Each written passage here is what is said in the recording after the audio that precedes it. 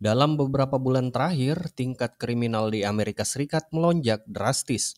Perampokan, pemerkosaan, bahkan pembunuhan terjadi di berbagai sudut kota, membuat warga semakin dihantui ketakutan dan harus hidup dalam kecemasan setiap harinya.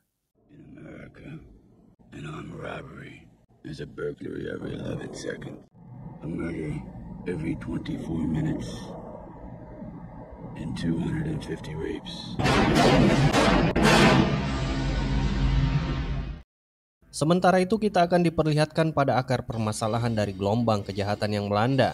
Sebuah kelompok geng sadis dan brutal yang dikenal dengan sebutan neck slasher. Berhubung mereka menggunakan kapak sebagai senjata utama, mari kita sebut saja mereka geng kapak. Geng ini dikenal kejam dan sering menebar teror di setiap sudut kota, yang dimana saat itu mereka melakukan kudeta dan memiliki ambisi yang besar untuk mengendalikan dunia dan membuat tatanan baru akan sebuah sistem pemerintahan. Hingga pada suatu hari di sebuah pusat perbelanjaan yang ada di tengah kota, salah satu anggota geng kapak terlihat memasuki sebuah pusat perbelanjaan. Ia memperlihatkan wajah sombongnya seolah ia adalah bandit paling hebat di kota itu. Setelahnya bandit tersebut dengan mudahnya menodong dan mengancam beberapa pelanggan yang ada di sana dan mencoba mengancam apabila mereka mencoba menghalangi permintaannya. Seorang karyawan yang melihat hal itu lalu mencoba menegur pria itu. Namun bukannya mendengarkan, pria itu malah langsung mengeluarkan senjata dari balik jaketnya dan dengan membabi buta menembaki semua barang-barang yang ada di rak barang. Alhasil orang yang ada di dalam sana menjadi panik dan ketakutan. Dengan sigap pihak kepolisian segera tiba di lokasi untuk melakukan penyergapan. Mereka mengerahkan tim penembak ke setiap sudut area gedung toko dan memberikan peringatan agar pelaku segera keluar, serta menyerahkan diri.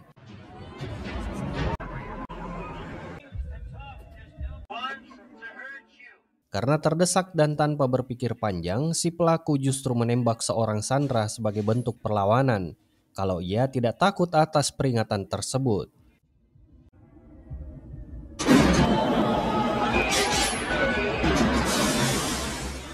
Kepolisian yang semakin khawatir dengan keselamatan para sandera yang masih terjebak di dalam toko, akhirnya memutuskan untuk memanggil seorang anggota Interpol yang berpengalaman.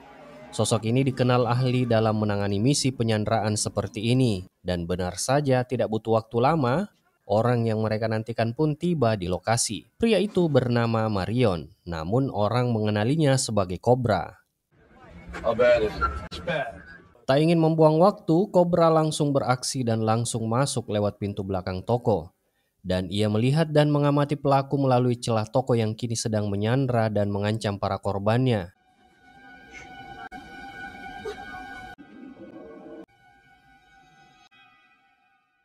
Dengan pengalaman dan insting tajamnya, ia tahu persis bagaimana menangani situasi seperti ini.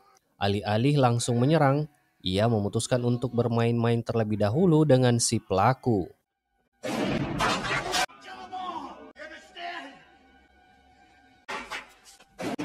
Setelah puas bermain-main, Cobra pun langsung bergerak cepat untuk mendobrak pintu dan langsung masuk ke dalam sambil menodongkan senjatanya ke arah pelaku. Di situ Cobra meminta pelaku untuk menyerahkan diri. Akan tetapi si pelaku yang keras kepala bukannya menyerah. Ia malah mengancam akan meledakkan gedung tersebut dengan bom yang sudah dibawanya. Bukan hanya itu, ia tidak segan menghabisi semua korban jika Cobra tidak mendatangkan wartawan. Karena kesal mendengar ocehan tak masuk akal dari si pelaku, Cobra mulai kehilangan kesabaran. Tanpa mengucapkan sepatah kata pun, ia perlahan merogoh sakunya dan mengeluarkan sebilah pisau kecil. Dengan cepat Cobra melempar pisau tersebut hingga mengenai selangkangan pelaku.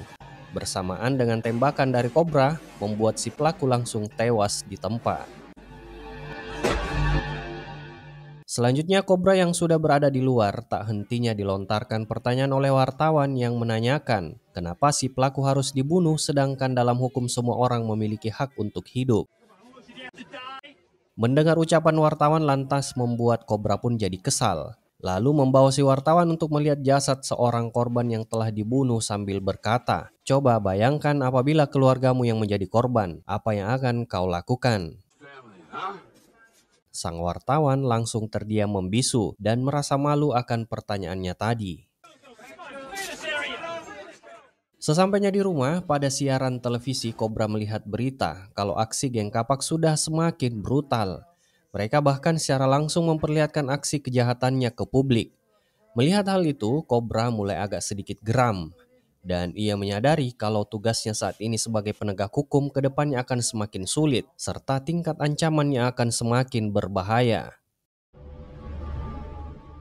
Ketika malam harinya, lagi-lagi geng kapak melakukan aksinya dengan menunjukkan kesadisan mereka kepada publik, yaitu akan menghabisi salah satu korbannya malam itu. Setelah cukup lama berkeliling, akhirnya mereka menemukan calon korbannya, yaitu seorang wanita yang terlihat sedang menutup tokonya dan bersiap untuk pulang ke rumah. Tak lama kemudian sadar kalau sebuah mobil yang mencurigakan berhenti tak jauh dari tokonya, si wanita itu pun terlihat begitu sangat ketakutan. Dan saking paniknya, ia cepat-cepat masuk ke dalam mobilnya dan berusaha untuk segera kabur dari sana. Namun belum saja kabur, geng kapak tersebut langsung menyerang wanita itu hingga ia pun tewas seketika.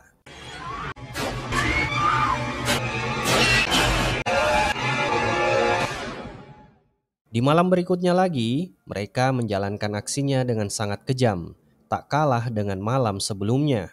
Jadi mereka memilih calon korbannya secara acak dengan cara mereka berpura-pura menabrakkan mobilnya ke mobil si korban. Sehingga mau tidak mau si korban harus menghentikan mobilnya saat itu juga.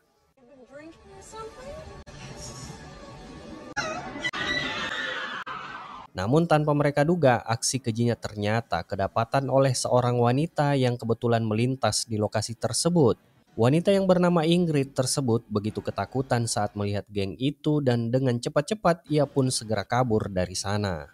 Walaupun Ingrid berhasil kabur, namun wajah dan plat mobilnya telah ditandai oleh geng itu. Untuk itu, Ingrid pun dijadikan target yang harus dihabisi karena Ingrid dianggap menjadi ancaman dan saksi kunci atas pembunuhan yang mereka lakukan.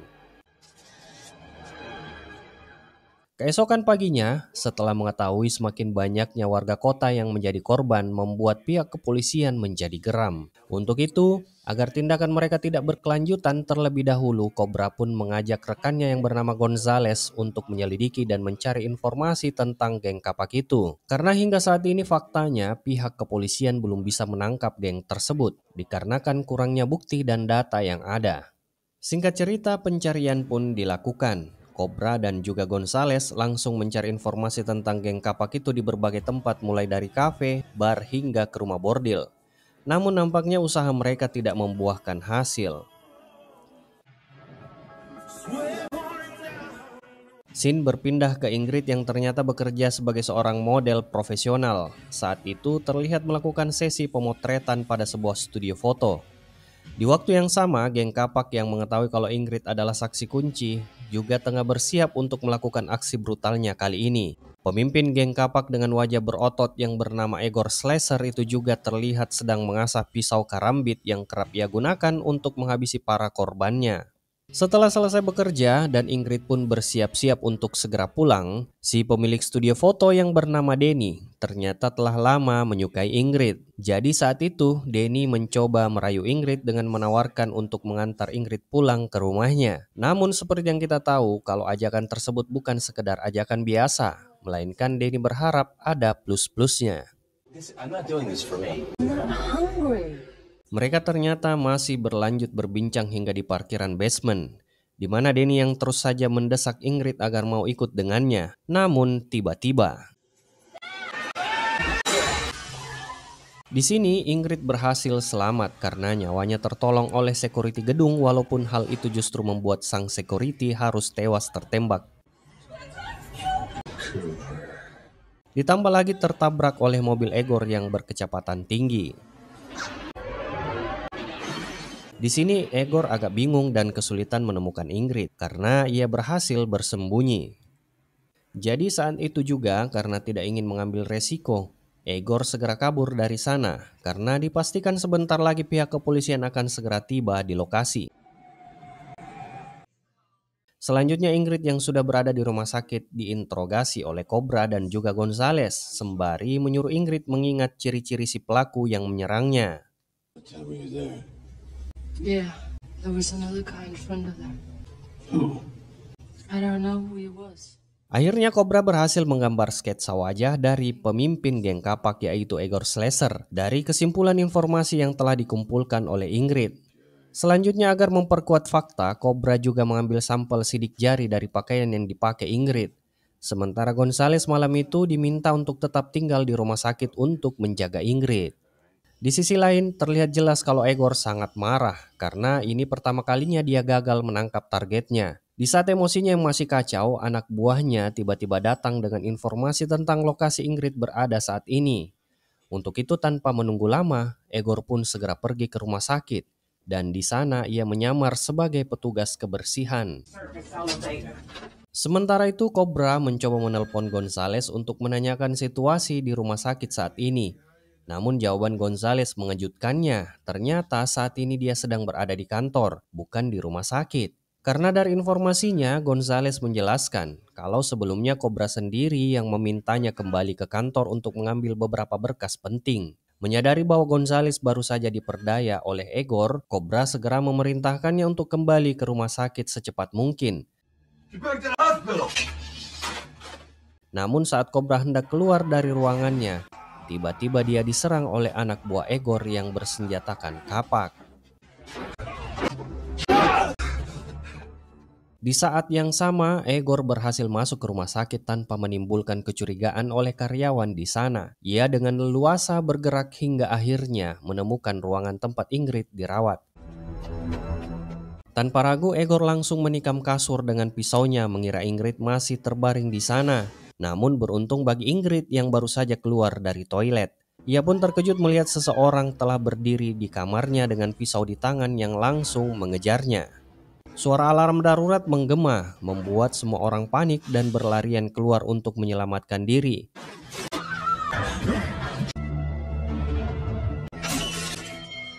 Karena kekacauan itu memberi Ingrid kesempatan untuk melarikan diri, hingga akhirnya ia berhasil keluar dan bertemu dengan Cobra. Sesampainya di kantor, Cobra mendapat teguran keras dari atasannya. Karena ia diduga menyembunyikan saksi dari kepolisian. Apalagi ternyata Cobra diam-diam sudah memiliki sketsa wajah pemimpin geng tersebut. Selanjutnya pihak kepolisian pun menyarankan di mana agar Ingrid terlindungi dan merasa aman maka ia sebaiknya dibawa dan disembunyikan di kantor polisi untuk sementara waktu. Namun dengan tegas, Cobra menolak usulan itu karena menurutnya kantor polisi justru adalah tempat paling berbahaya untuk Ingrid tinggal. Cobra yakin kalau di dalam organisasi kepolisian bisa saja terdapat mata-mata dan geng kapak. Demi menghindari semakin banyaknya korban, Cobra memutuskan untuk membawa Ingrid ke sebuah desa terpencil, tempat yang menurutnya cukup aman untuk Ingrid. Meskipun awalnya tidak setuju, atasannya akhirnya tak bisa berbuat apa-apa dan membiarkan Cobra menjalankan rencananya. Sebelum berangkat ke desa yang dimaksud, Gonzales juga memperkenalkan seorang anggota agen wanita yang bernama Sarah, di mana ia akan ikut serta untuk membantu mengawal dan melindungi Ingrid selama berada di desa. Di sisi lain, tanpa mereka sadari, ketika Cobra akan berangkat, beberapa pria misterius diam-diam mengawasi dan mulai membuntuti mereka. Dan benar saja saat mendekati perempatan jalan, para pria misterius tadi langsung menyerang mobil Gonzales dan Cobra. Hingga terjadilah aksi tembak-menembak antara mereka.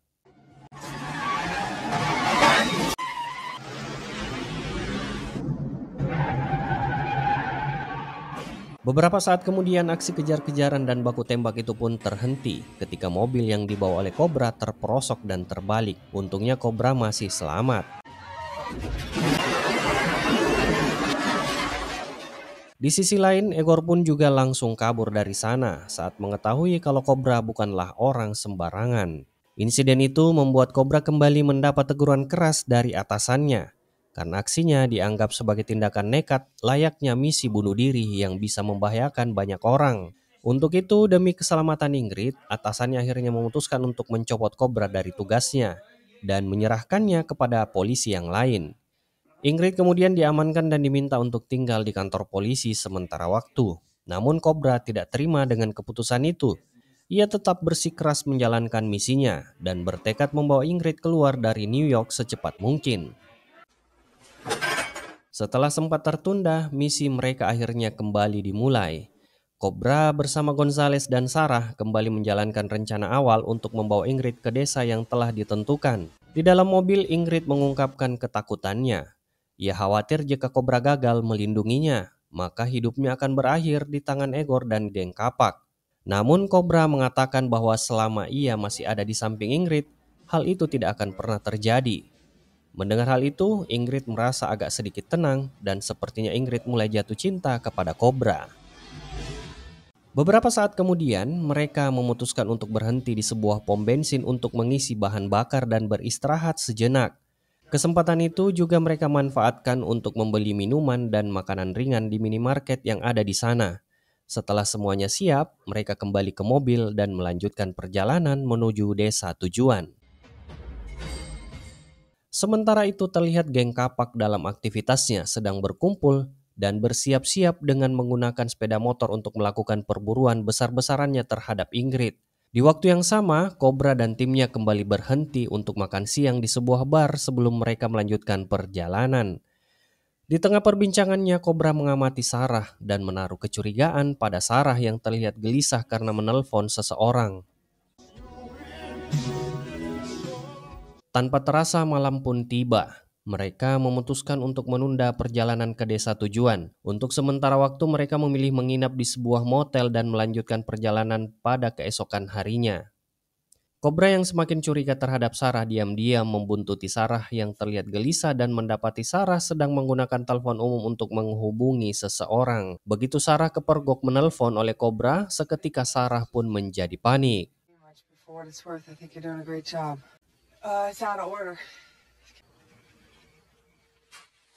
Demi keamanan, Cobra memutuskan untuk sekamar dengan Ingrid dan lanjut memanfaatkan waktu untuk mempersiapkan perlengkapan senjata, berjaga-jaga jika geng kapak tiba-tiba menyerang karena ia tahu ancaman bisa datang kapan saja.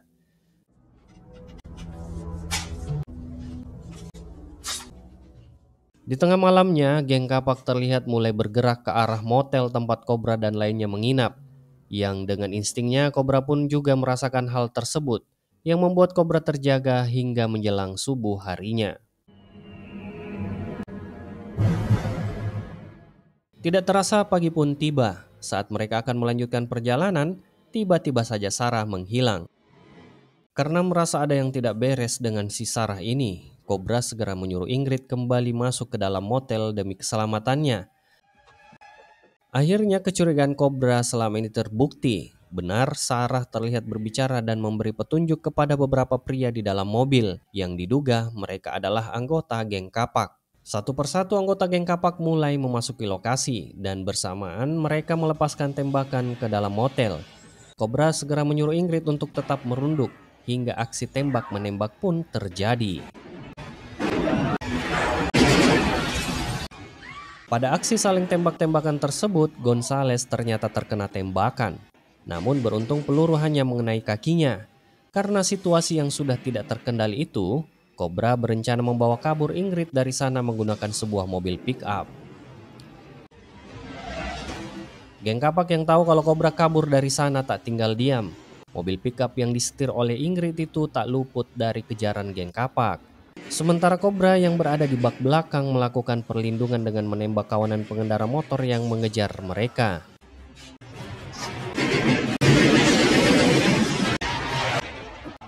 Mereka akhirnya berhenti dan memasuki sebuah perkebunan jeruk sekedar untuk bersembunyi. Namun usaha mereka sepertinya gagal karena masih terlacak oleh geng kapak yang masih terus mengejar mereka. Cobra dan Ingrid yang bersembunyi di balik mesin traktor segera menyuruh Ingrid untuk segera masuk bersembunyi di sebuah pabrik. Namun sialnya, Sarah yang sempat melihat Ingrid berlari masuk ke dalam pabrik, ternyata Sarah diam-diam mengikuti Ingrid dan terjadilah aksi ini.